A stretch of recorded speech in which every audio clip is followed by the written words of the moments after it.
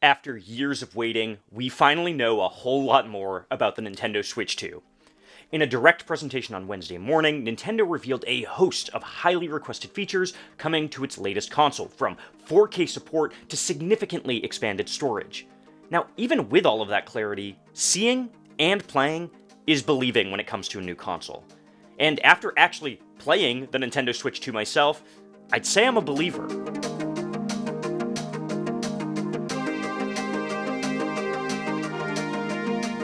Hi, I'm Giovanni Colantonio. I'm the senior gaming editor at digitaltrends.com, and I went hands-on with the Nintendo Switch 2.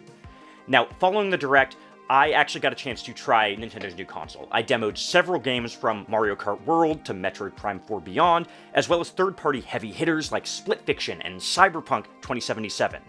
From that wide range of demos, I was sold on the tech upgrade here, which brings the Switch 2 more in line with the Steam Deck. The biggest surprise of all, though? Nintendo's new mouse feature isn't just a Joy-Con gimmick. It works way better than you're expecting. Let's break all this down. So the first time I picked up the Switch 2 to play Mario Kart World, I could already feel that Nintendo is going for a more premium upgrade here. The system is hefty and sleek compared to the original Switch, feeling more like a pricey piece of tech than a brightly colored toy for kids. For instance, its kickstand. It's a significant improvement over the small plastic nub on the base model Switches. It's sturdy and able to bend so far back that the console can nearly lay flat in tabletop mode. That serious engineering can also be felt in the new and improved Joy-Con controllers. Now, if you're worried about the fact that the controllers hold onto the console magnetically, don't be. Once popped on, which can be done with virtually no effort, they don't so much as wiggle in place. It doesn't feel like a child could yank them out, though never underestimate the destructive power of your kids. On the flip side, they pop off just as easily when I press down the release button at the top of each Joy-Con. Naturally, I'll need to see how they hold up to wear and tear over time, but it seems like Nintendo is taking its engineering seriously here. Now, in terms of comfort, not much is different between the original Switch and the Switch 2. Yes, the latter is noticeably larger, but they don't feel too far off in weight when I hold my OLED in one hand and the Switch 2 in the other. The main difference, again, is that the Switch 2 feels more like I'm holding a powerful Apple tablet instead of a Nintendo handheld. It's subtle, but it adds up when placed next to tweaks like larger joysticks. Now, there is one caveat to all this.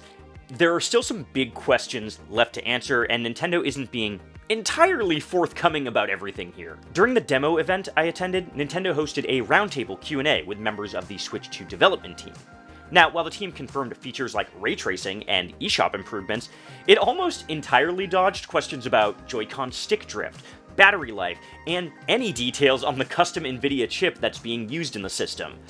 Those moments left me with just a little bit of trepidation, as it sounds like a few of the Switch's pain points may still be left unsolved here. Now, the premium feel isn't just for show. The Switch 2 is significantly more powerful than its predecessor, and that was proven to me several times throughout my demo. My first real shock came when I played Metroid Prime 4 Beyond, which I later heard was running at 120 frames per second at 180p resolution, though I can't quite confirm that. Now, for a game that was built for the original Switch first, it looked and felt incredible. Detailed environments full of action and an ultra-smooth frame rate give the Prime series' historically stellar art direction the boost it needed to take it to the next level.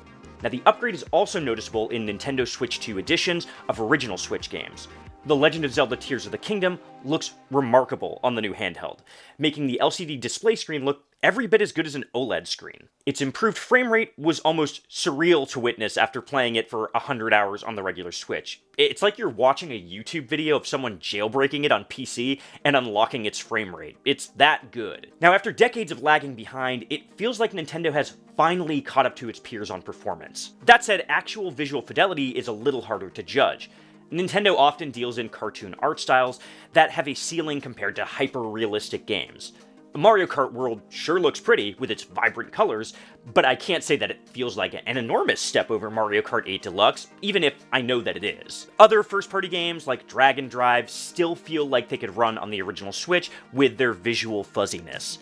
Ultimately, though, it'll be up to third-party developers to show us just how far the hardware can go, and I did get a taste of that too. I played, and watched others play, several third-party games through the demo event, and was impressed to varying degrees. Street Fighter VI looks as good as it does on other consoles at a distance, while Hades 2 wowed me with its high and smooth frame rates. Don't expect PS5 levels of performance, though. Cyberpunk 2077 looks and runs not too far off from how it runs on Steam Deck, with some jagged visuals and 30 frames per second on quality mode. Just as a note, a representative from CD Projekt Red at the event told me that the studio is targeting around 40 to 45 frames per second on performance mode, so that's still not probably going to get up to 60. Split Fiction is in a similar position, with its glitzy next-gen sheen compacted into crunchier visuals. It was noticeable on a big TV, but I'm kind of eager to see how it all translates to handheld mode. I imagine that games like Cyberpunk will feel significantly more impressive in that context. The good news for Nintendo is that developers have seemingly found the process of getting games running on Switch 2 easy compared to Switch. A Hazelight representative I spoke to at the event noted that It Takes Two's Switch port required a lot of reworking to get it running right.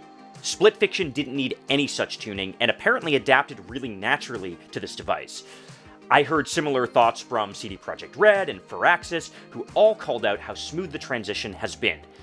That's hopefully a strong sign for the console's long-term health when it comes to power, because developers seemingly won't have to work as hard just to get games running on its hardware at all. Okay, those tech advancements are all impressive, but the real test of my demo was the console's experimental new feature, the mouse-like Joy-Cons.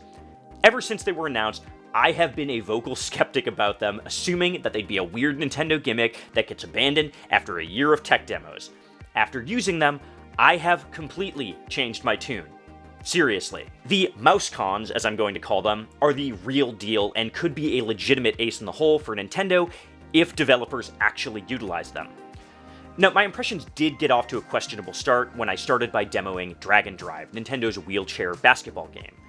The idea is that players control each of their wheels by dragging their controllers over a table. The tutorial taught me how to drive forward by pushing both controllers across the table, and to turn by slightly pressing only one forward. I couldn't get the hang of it initially and could barely drive in a straight line. That was only a tutorial problem as it turned out. You don't actually drive for long stretches in the game, but rather navigate a small basketball arena during 3-on-3 rounds. I took to the mouse controls much quicker here, and I was directing myself into the ball and into my opponents thanks to shorter movement spurts. It was a fun start, but not enough to change my mind about the feature's long-term fate. And then, I played Metroid Prime 4 Beyond. Without a doubt, this was the most impressive experience I had during the entire day.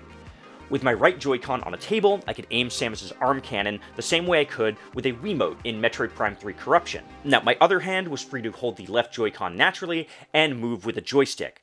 To my shock, the control scheme works beyond my expectations. My aiming was incredibly precise, as if I was really using a mouse. That's partially thanks to the fact that the controllers glide across the surface with no hiccups. I was able to quickly take out a room full of space pirates with ease, sending missiles exactly where I wanted them to go with no error. Now, even if I were to run into trouble, I could pick up the right Joy-Con at any time and switch over to traditional gamepad controls without going into a menu to change the settings. It was the kind of video game magic trick that only Nintendo delivers this well. Now, that precision held up in other games I demoed too. I tried several mouse minigames in the Nintendo Switch 2 edition of Super Mario Party Jamboree, and each one felt natural and intuitive. In one, I had to drag my controller back to wind up a toy car and send it flying into a goal across the screen. I felt like I could place it exactly where I wanted it to be based on how far back I pulled the controller back. In Nintendo Switch 2 World Tour, I tried a simple minigame where I dodged falling spike balls by piloting a ship around like a cursor. Again, no discrepancy between my actions and my ship's movement on screen. I smashed the gold medal record for the game by a good 20 seconds on my first try, no adjustment or learning curve needed. The people running the demo seemed very impressed by that, just to toot my own horn. Whatever, let me brag about something. Okay, Civilization 7 felt especially right for the system, as I could control the action on screen much more precisely than I can on the Steam Deck's trackpad. There were two things I hadn't considered when I originally talked smack on the idea of the mouse cons. One is that the mouse functionality pairs with the gyroscope tech in the controllers, which creates totally unique gameplay experiences. In Dragon Drive, for instance, I could lift my right hand off the table to shoot a basket and then place it back down to keep driving. What's even more unique about the feature is the fact that players can use 2 mice simultaneously. Again, drag and drive, that's the shining example of the possibilities here. Being able to control 2 wheels with separate mice sets it apart from any motion or mouse-controlled game I've ever played. If developers can invent new ways to take advantage of those ideas, Nintendo could have something special here. But let's be realistic. Nintendo has a very long history of creating great ideas that are a hassle to develop for. The Wii U's 2-screen experience, the 3DS's 3D, the Switch's IR sensors. All of these were flash-in-the-pan ideas. I still don't believe that many developers will put their all into making full-on 2-mouse games with gyroscope integrations. I don't even really believe that Nintendo will do it much itself outside of a few launch year games. I didn't see the feature on display in Mario Kart World or Donkey Kong Bonanza, both of which I played. I just see history repeating itself here, with flagship games skirting around a feature that's relegated to a multiplayer gimmick. Third-party developers do seem kind of eager to try, though. Cyberpunk 2077 will support mouse aiming and will even feature motion controls that let players mimic actions like healing. I imagine you'll see the mousecon mostly used in shooters and strategy games, which honestly feels like the best use case for them. The Nintendo Switch 2 feels like the only console of choice for games like Civilization 7, and I think that will hold true for games like it if developers follow suit. There's only one hitch to this feature. It's not entirely comfortable. The Joy-Cons were never designed to be held like this, so it doesn't feel totally right to palm around a thin piece of plastic rather than a form-fitting shell. It worked well enough in 15-minute demo chunks, but it's hard to imagine playing Call of Duty like that for 3 hours straight. Maybe I'll be proven wrong again, but it feels like Nintendo is leaving an opportunity here for third-party manufacturers like D-Brand to put out must-own controller shells. Now look, my experience with the Switch 2 was more wide-ranging than what I'm talking about here, taking me through several games over hours of demos. You should go to digitaltrends.com, we have tons of previews up on some of the games that I played, as well as more details about the system. I tried this thing in handheld mode, I experienced games on 4K TVs, I played plenty with a mouse experience with a big table in front of me. The system impressed me in all of those use cases, making an already great console feel even better. And that's not to say it's perfect. I've already found things to nitpick, and I'm sure to be more critical about the battery problems or stick drift on a $450 console. This is a big investment compared to the Switch, bringing it in line with more future-proofed systems like the PS5. I don't know that I'll be as kind to the quirks this time around if I'm paying top dollar to live with them for 8 years. But from what I've seen so far, the system is much more up to speed with its peers than I could have possibly imagined. It really feels like Nintendo's first true next-gen console, and I'm ready for the ride. Now look, if you've got any more questions about our hands-on time with the Nintendo Switch 2, or the games that we played, or anything, drop a comment. I will be happy to give you an answer.